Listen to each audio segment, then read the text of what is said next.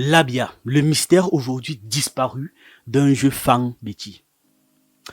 En fait, la question qu'on se pose, c'est pourquoi vraiment, parce que toute cette vidéo est une sorte de mystère, un puzzle qui nous titille en fait depuis quelques semaines dans l'équipe Pensée Kamid. On en parle, mais on n'arrive pas à comprendre la raison qui sous-tend ça. Pourquoi est-ce que l'administration coloniale allemande a interdit ce jeu? Je vous explique un peu le contexte. Labia est un jeu de hasard pratiqué pendant de nombreuses années sur une partie de la population Fambiti du Cameroun. On peut situer cette période avant et pendant la colonisation allemande. Donc c'est pas il y a très longtemps, vu que c'était bien après que commence l'esclavage et pendant la période de colonisation brute en fait, voilà. Donc ce n'est pas un jeu très antique, c'est il y a quelques décennies. Les adeptes de ce jeu étaient dans des localités comme Doumé, Sangmelima, Akonolinga, Ebolova, Kribi, Mbalmayo et Ambongbang. J'ai failli mal prononcer. Ambongbang, voilà. Tu es d'abord d'ici, c'est normal que tu prononces bien. Et une pro. Bref, pour participer à ce jeu, les joueurs avaient besoin des objets appelés jetons. Ces jetons étaient fabriqués à partir des noyaux de fruits surnommés Elma ou directement fabriqués avec du bois. Genre on les sculptait directement en bois. Chaque jeton était représenté par un dessin sculpté avec finesse sur une des faces. Ces dessins réalisés avaient un lien direct avec le quotidien du clan. Les croyances, les rites, les identités du joueur également. Labia était un jeu très prisé, très demandé, très joué, très pratiqué par les sociétés Fang. Mais il y avait un côté très dangereux pour les envahisseurs et c'est ce côté très dangereux qui a poussé les colons à y mettre un terme. Selon certains récits, l'administration allemande avait même décrété la peine de mort par pendaison à quiconque se livrait encore à la fabrication des jetons. Je sais pas si vous voyez à quel point c'est grave. Ce jeu avait vraiment du succès auprès des populations avant qu'il ne disparaisse. L'accès au jeu n'était pas à la portée de tout le monde. Il fallait être fair play, car en cas d'échec, le butin revenait au vainqueur. Les rencontres se faisaient le plus souvent au milieu du village et parfois en dehors ou dans des cases, à l'abri des regards. On sent vraiment que ce n'était plus l'époque de la grandeur de l'Afrique parce qu'on parle de cases. Bref, les joueurs formaient un demi-cercle ou un cercle entier. Ils pouvaient atteindre un nombre illimité de joueurs ou former des groupes de 2 ou former plusieurs cercles et ainsi de suite. Tout dépendait des règles. Mais globalement, comprenez que plus il y avait de joueurs, plus la mise devenait importante. Plus la mise était importante parce que oui, c'était une sorte de jeu de pari. Pour éviter toute possibilité de tricherie, une personne était chargée de veiller au bon déroulement du jeu. Un kachika en gros ou un maître du jeu. Cette personne, ce kachika ou ce maître du jeu, cette personne était choisie pour ses connaissances des règles du jeu, du respect de la tradition et de son honnêteté. En ce qui concerne maintenant le déroulement du jeu, le principe est très simple.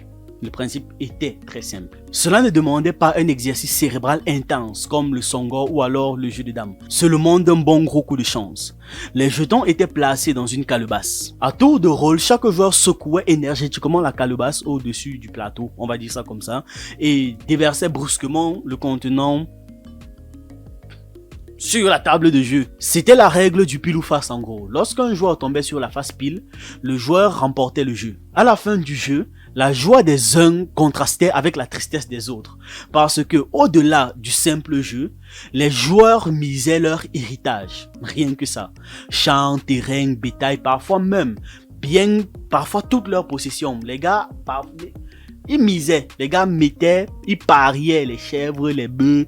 Si quelqu'un, lui, tout ce qu'il avait, c'était ses terrains, il misait parfois tout ça là. Et du jour au lendemain, il y avait ceux qui devenaient riches ou encore plus riches, et d'autres pauvres ou encore plus pauvres. L'autre côté obscur de Labia, ce sont les pratiques maléfiques auxquelles se livraient certains joueurs pour nuire, ou alors pour gagner. Mais bon, passons le côté là. Sur le plan artistique, les jetons de Labia étaient une véritable œuvre d'art. Des pièces, des jetons, un art de design exceptionnel qui témoigne de l'existence d'un art propre au peuple de la forêt. À travers ceux-ci, à travers les jetons là, l'artiste laissait exprimer son imagination, sa contemplation de l'environnement dans lequel il vivait. Chaque jeton avait des motifs particuliers. Il représentait pour la plupart des scènes de chasse, des femmes dans des champs, des scènes érotiques, les animaux, les plantes, les plantes médicinales et bien d'autres éléments encore. Les jetons de Labia avaient aussi un côté, disons, avaient forcément un côté initiatique, car pour pouvoir interpréter les messages qui se cachaient sur les motifs, il fallait avoir une certaine connaissance des us traditionnels. Oui, une certaine connaissance de la tradition et des pratiques spirituelles et traditionnelles, voilà. Aujourd'hui, Labia n'est plus pratiqué par les Bétis, du moins d'après ce que je sais. Peut-être qu'il y a encore des castes et des cercles initiatiques où ça se fait, mais ce n'est plus pratiqué. Bon, je suis quand même sur le territoire, je vis à Yaoundé. Nanga, c'est encore pratiqué chez vous. Voilà. Elle affirme que ce n'est plus pratiqué chez elle, d'après ses connaissances.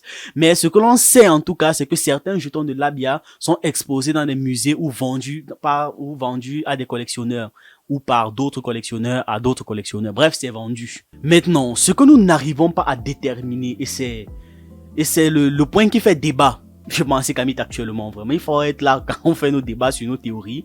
Ce que nous n'arrivons pas à déterminer, c'est pourquoi est-ce que c'était aussi dangereux pour l'envahisseur, pour les Allemands à l'époque.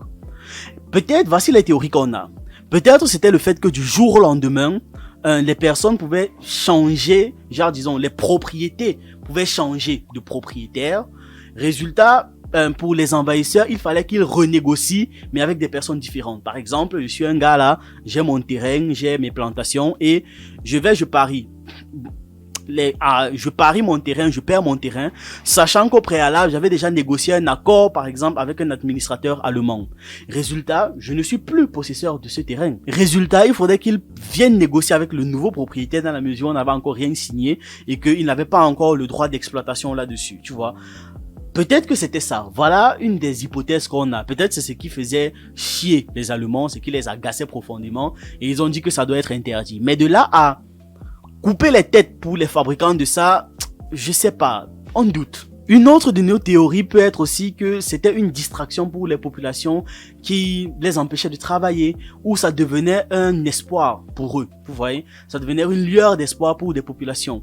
Dans la mesure où vous êtes un travailleur, vous êtes dans des mines, c'est très difficile, vous n'avez rien, donc vous préférez aller parier ce que vous avez qui est très peu, très infime, dans l'espoir de gagner plus. Et comme vous êtes focalisé sur le fait de parier, bah vous ne travaillez plus. Résultat, les administrateurs, eux, les exploiteurs allemands, eux, ces esclavagistes, sont très vexés, sont dérangés par le fait que vous ne travaillez pas, ou encore le fait que certains gagnent, ça c'est aussi une autre théorie, certains gagnent, aident d'autres, résultat, ils ne peuvent plus payer des misères aux gens, ou ça vous permet de mieux fuir, de mieux échapper aux conditions coloniales, et ainsi de suite, aux conditions de travail forcé, d'esclavagisme sur votre propre territoire.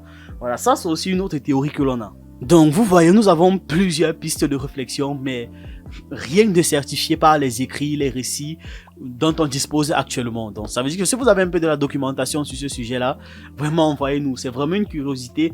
On aimerait y répondre, voilà, on aimerait y répondre, tout simplement.